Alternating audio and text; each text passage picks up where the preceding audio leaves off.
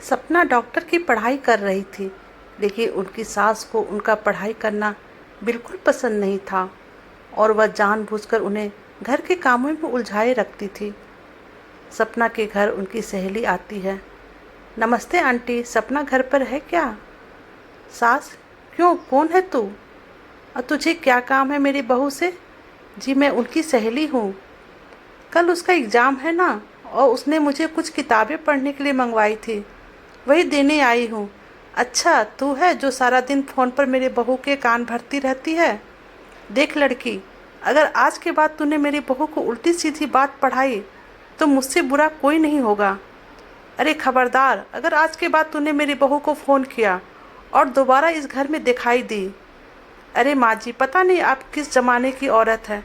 मैं तो सिर्फ आपकी बहू की मदद करना चाहती थी, लेकिन क्या करे, बेचारी की किस्मत ही फूटी है।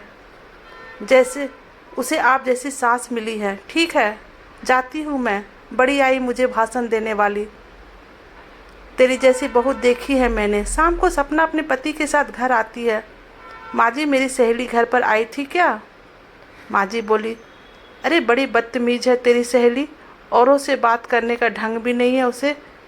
तो मैंने बड़े बड़े ताने सुनाकर भगा दिया।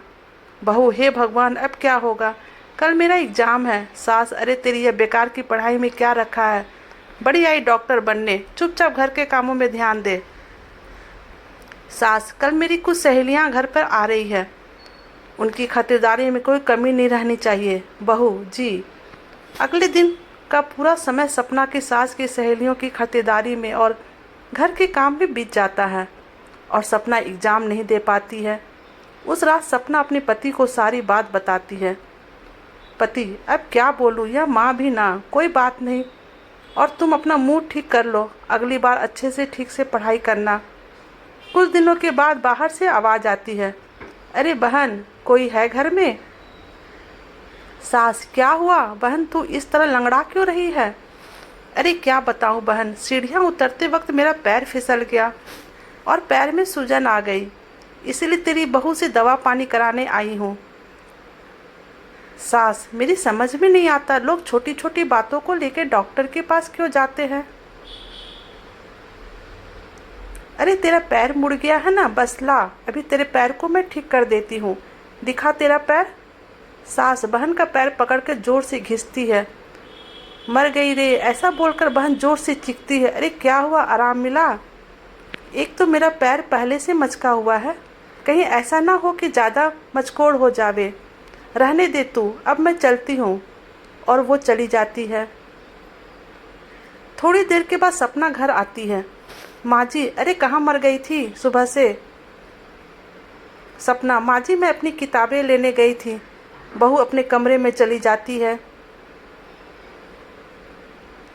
माँ जी, अच्छा, इन किताबों ने इनका दिमाग खराब कर रखा है। यह किताबें ही सारी मुसीबत की जड़ है। थोड़ी देर में वहाँ पेपर रद्दी लेने वाला और खाली बोतल लेने वाला चिल्लाता हुआ गुजर रहा होता है। सास ने बहू की सारी किताबें पेपर वाला को दे दी। पेपर वाला बोला, यह तो सब अंग्रेजी में लिखी हुई बहुत महंगी किताबें हैं। सास बोली, तो लेकर जाता है कि नहीं?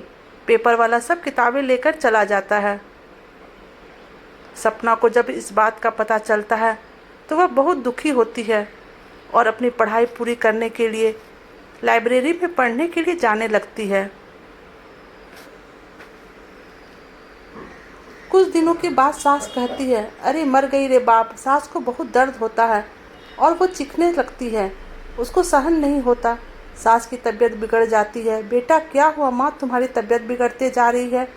वह बंगाली बाबा की दवाइयाँ नहीं लाई? माँ, अरे नाम मत ले उस ठगी का, वह खुद का उपचार ही नहीं कर सकता, मेरा क्या खाक करेगा। बेटा ठीक है ना, मैं सपना को फ़ोन करके बुलाता हूँ। सपना लाइब्रेरी में बैठकर पढ़ रही होती है, तभी उनके पति का फ़ोन आता है। सपना, जी बोलिए जी। करण, माँ की तबीयत ठीक नहीं है, जल्दी घर आ जाओ। सपना, जी मैं अभी आती हूँ। थोड़ी देर के बाद सपना घर पहुँचती है और कहती है, क्या हुआ माँ जी? माँ जी, हाँ बहुत बुखार है। सपना, फिक्र ना करो माँ जी, आप मुझे एक बार चेकअप करने दीजिए, सब ठीक हो जाएगा। माँ जी, अच्छा ठीक है बहू, जैसी तेरी मर्जी। सपना सास का चेकअप करती है। फिक्र ना करें माँ जी, आपकी बीमारी समय रहते पता चल गई, ठीक हो जाएगी। अगर थोड़ी दिन गुजर जाते तो इन्फेक्शन ज़्यादा फैल जाता और लेने के देने पड़ जाते। सपना अपनी सास को एक इंजेक्शन लगा देती है और कुछ दवाइयाँ खाने के लिए दे देती है। सपना, अब आप एकदम ठीक हो जाएंगी। कुछ दिनों के बाद सास पूरी तरह ठीक हो जाती है। अपनी बहू के साथ किए गए बुरे बर्ताव से बहुत पछतावा और शर्मिंदगी महसूस होता है। वह अपनी गलती का पछतावा करने के लिए अपनी बहू को उसकी किताबें ला कर देती है। सास, मुझे माफ़ कर दे बहू, अगर तू सही वक्त पर मेरा इलाज नहीं करती तो पता नहीं क्या होता। माँ जी, आप ऐसी बातें मत करिए। मैंने जो किया हुआ तो बहू होने के नाते मेरा फ़र्ज़ था। तो दोस्तों, आप हमें कमेंट करके बताइएगा आपको हमारी स्टोरी कैसी लगी। Thank you.